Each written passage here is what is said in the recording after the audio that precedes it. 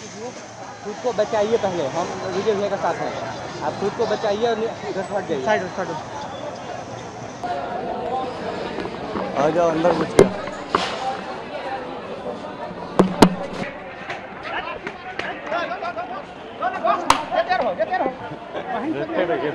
Side हटके, इस side आ जाओ, इस साइड आ जाओ।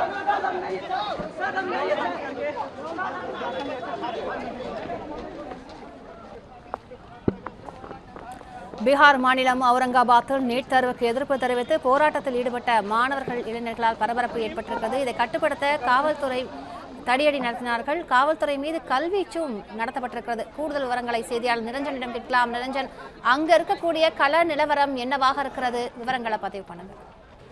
நேற்றைய தினம் மேற்கு வங்க மாநிலம் கல்கத்தாவில் ஒரு பெரிய கலவரம் என்பது வெடித்திருந்தது. கரப்பான்பூச்சி ஜனதா கட்சியினர் நடத்தி வரக்கூடிய நீட் வினாத்தாள் கசிவுக்கு எதிரான போராட்டத்திற்கு ஆதரவு தெரிவிக்கும் வகையில் நேற்றைய தினம் கல்கத்தாவில் நடந்த இதே மாதிரியான போராட்டத்தில் பெரும் வன்முறை என்பது வெடித்தது. தற்பொழுது அதேதான் பீகார் மாநிலத்திலும் வெடித்திருக்கிறது. பீகார் மாநிலம் அவுரங்காபாத் பகுதியில் இளைஞர்கள் மற்றும் மாணவர்கள் போராட்டத்தில் ஈடுபட்டு வந்தார்கள். அவர்கள் ஒரு குறிப்பிட்ட இடத்திலிருந்து காவல்துறையினரது தடுப்புகளை தாண்டி செல்ல முற்பட்டார்கள். அப்பொழுது திடீரென்று இரு தரப்பினருக்கும் இடையே தள்ளுமுள்ளு என்பது ஏற்பட்டு அது கொஞ்சம் கொஞ்சமாக பெரும் கலவரமாக வெடித்திருக்கின்றது. கல்வீச்சு சம்பவம் என்பதும் நடந்திருக்கிறது. காவல்துறையினர் தாக்கி இருக்கின்றார்கள்.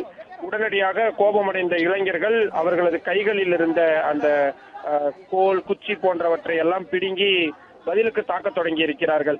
உடனடியாக காவல்துறையினரும் தங்களது அந்த தாக்குதலை இன்னும் தீவிரப்படுத்தி இருக்கின்றனர். அந்த குறுக்கே போடப்பட்டிருந்த பேரிகேடுகள் உள்ளிட்ட அனைத்து பொருட்களையும் இளைஞர்கள் அடித்து நொறுக்கி இருக்கிறார்கள்.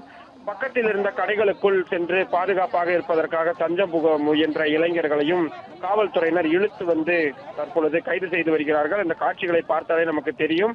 காவல்துறையினர் முழு அளவில் தயாராக இருந்திருக்கின்றார்கள். இப்படியான ஒரு அசம்பாவித சம்பவம் ஏற்பட போகிறது என்பதை முன்கூட்டியே அவர்கள் உணர்ந்து முறையான அந்த பாதுகாப்பு கவசங்கள் எல்லாம் போட்டு அணிந்து வந்திருந்தார்கள்.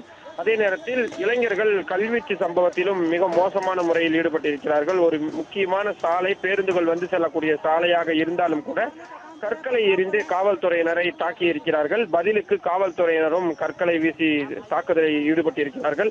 இரண்டு தரப்பினருக்கும் இடையே ஏற்பட்டிருக்கக்கூடிய இந்த மோதல் காரணமாக பீகார் மாநிலம் முழுவதுமே ஒரு பதற்ற நிலை என்பது நீடிக்கின்றது.